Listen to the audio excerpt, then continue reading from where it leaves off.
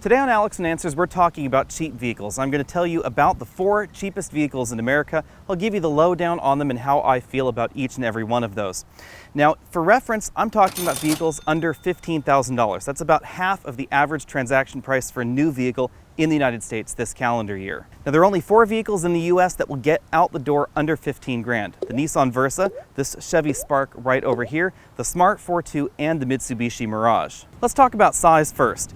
Inexpensive vehicles are typically small, but not all small vehicles are inexpensive. So something like a Mini or a Fiat 500, they're not going to be as cheap as the 4 vehicles we're talking about today. In my mind, you can sell cars 3 different ways. You can sell on brand and luxury, that's one way. That would be where your Rolls Royces, your Bentleys, Jaguars, Land Rovers, that sort of thing. That's why they compete, because they have a brand name, because they have all the luxury features, but you're going to pay for them. You don't really care so much about the price tag in that category. Then there's price, and that is what we're taking a look at here. The 4 cheapest vehicles available in America. And you can forgive a great deal because they're inexpensive. Pretty much everything else in the United States sells on value, and that's everything in between the low-end options and those high-end options. That's what do you get for the money. In general, most inexpensive vehicles start out with steel wheels. Our particular vehicle actually has alloy wheels on it, but in general, steel wheels are a decent amount less expensive, so that's one important way where the manufacturers can cut corners. We also get typically narrower tires. Now, these 2 things in and of themselves, I think, are the appropriate corner to cut. Another area of cost cutting is under the hood, and this segment is generally where you find 3 and 4 cylinder engines. You won't find any turbos in these vehicles down here at this end of the food chain. Now, that reality is a little bit mixed because we don't always find discount transmissions in these vehicles. You'll find manual transmissions, and those are definitely cheaper than automatics, but a variety of these actually have CVTs or continuously variable transmissions, and those help improve fuel economy and acceleration and performance in vehicles like this. This vehicle has under 90 horsepower under the hood, so it really needs that CVT to help it get moving. Now, in something like a Nissan Versa, the cheapest car in America, it does come with a manual transmission, or you can get a 4-speed automatic transmission, and that 4-speed automatic is getting a little bit old. Because a decent number of these vehicles go to first-time car buyers or car buyers after the ultimate in value and practicality, we actually have a surprising number of features going on. So we have this very large and square door opening going on right here in the Spark that makes it easier to get in and out of the back.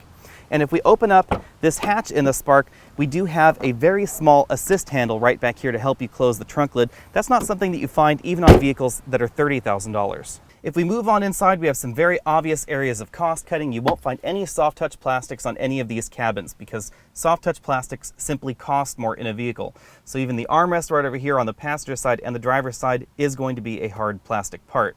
However, in something like the Spark, we do have height adjustable seatbelts and height adjustable front headrests, which I wasn't exactly expecting. Another area of cost cutting is frequently the instrument cluster. As you can see right here, we only have 1 analog gauge, and then we have this very small digital gauge right over here.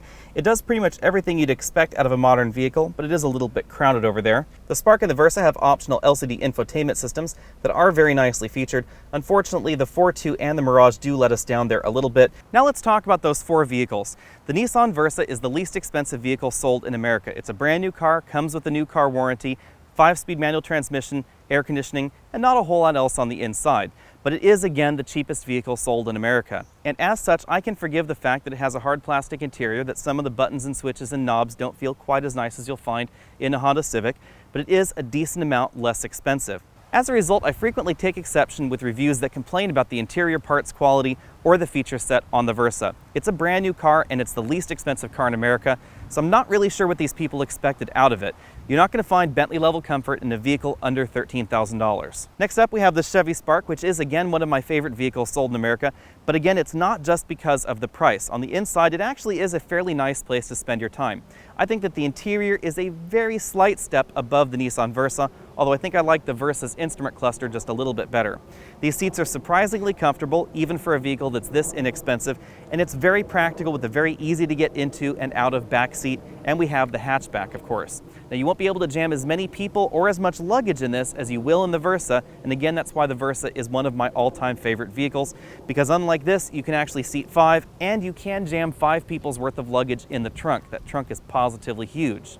Then, unfortunately, we have the Smart. I really wanted to like that car when it first came to the US, and I actually put a deposit down on one, which I ended up having refunded to me, because the vehicle is just not a great car for the money. It only seats 2, it's not very powerful, the robotic automatic transmission is absolutely terrible. It's actually a traditional manual transmission that's shifted by a robot, and it feels like a 14-year-old trying to learn how to drive a manual all the time. In addition, the infotainment and navigation options really lag behind every entry in this segment, including that Mitsubishi Mirage. Unless you're after that really cute smart convertible, I don't really advise it for most American shoppers. In Europe, you can get away with perpendicular parking it in parallel parking slots. However, you can't do that in the United States, so it loses a decent amount of appeal on these shores.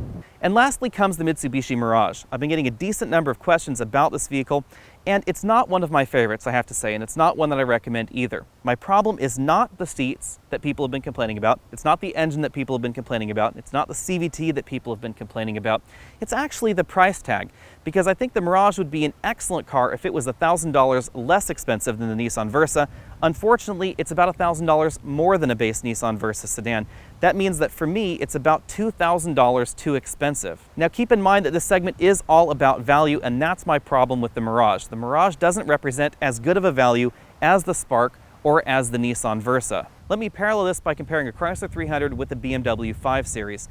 I think the Chrysler 300 is a great value in its current generation, and I could see someone buying it instead of a BMW 5 Series, even if they could afford the 5 Series, because it is a decent amount less expensive. It's about 80% of the way there, 90% of the way there on the power and handling, 80% of the way there on the luxury and the finesse, but it is a decent amount cheaper. However, if that Chrysler 300 was $5,000 more expensive than a BMW 5 Series, I don't think anybody would buy it. And that's the same problem I have with the Mitsubishi Mirage.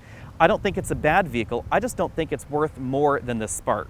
Thanks for taking the time to check out this video. I'm Alex Dykes, and this has been my quick take on budget cars in America. Go ahead and click that banner at the bottom of your screen so you can be updated on all of my latest videos, and I'll see you next week.